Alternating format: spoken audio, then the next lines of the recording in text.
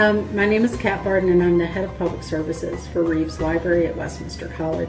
I'm also the coordinator for the President's Interfaith and Community Service Campus Challenge here.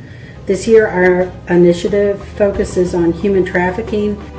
So you have different modules. We used 11 because we added a debriefing at the end with a panel discussion.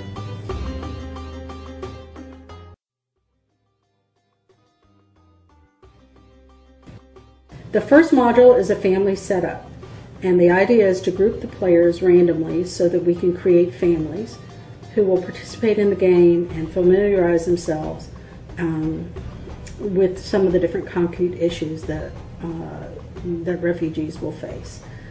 Specific event, all you do is you just get the people together and you sort of ask them to come up with a name and to complete a little bit of paperwork, and everybody gets an identity and a role to play. Module 2 is escape and separation, and the individuals are blindfolded and then they are separated from their families and spread out across a large area.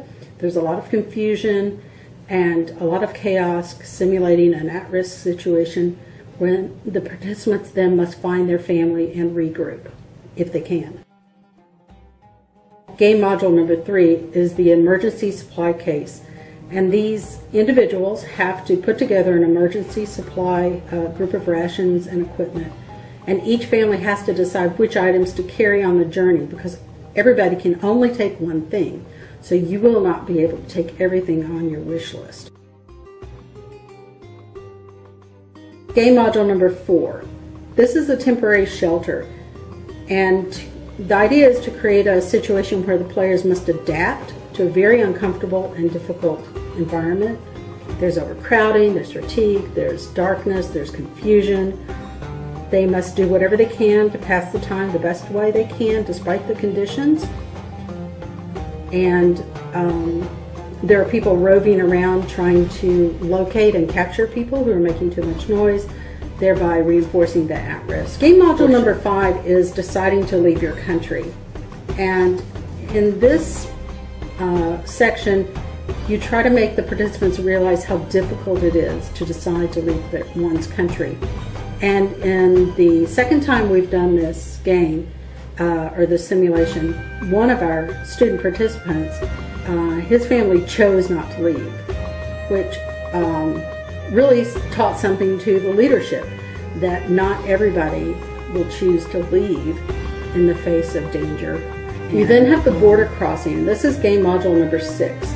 And the idea is to give the players an understanding of the problems faced by refugees when they flee to another country, particularly when they do not speak the language of the host country and they must explain their situation in order to be granted asylum. Oftentimes they don't have the proper paperwork and they have to go back and find it or complete it. And this is done isolating members of the family, and one person has to speak on behalf of them. Game module number 7 is when the students set up a camp.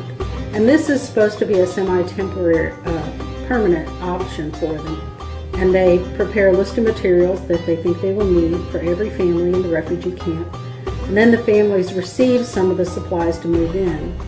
But as the game continues, there are substantial modifications that have to be made to the plan. They create problems for the families, they have to adapt, and sometimes they lose some of their supplies. And the family spokesman, this is game module number 8. And in order to actually go into a host country, each family sends a representative to get authorization to cross the border.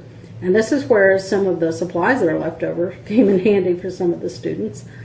This representative or spokesman needed to be persuasive enough to obtain the authorization to go into the host country. Then game module number 9, if you've been admitted to the host country, and then you have to be given asylum, and you have to meet the local population. And the families find themselves in a new situation, a new community, a foreign country, where they don't even speak the language.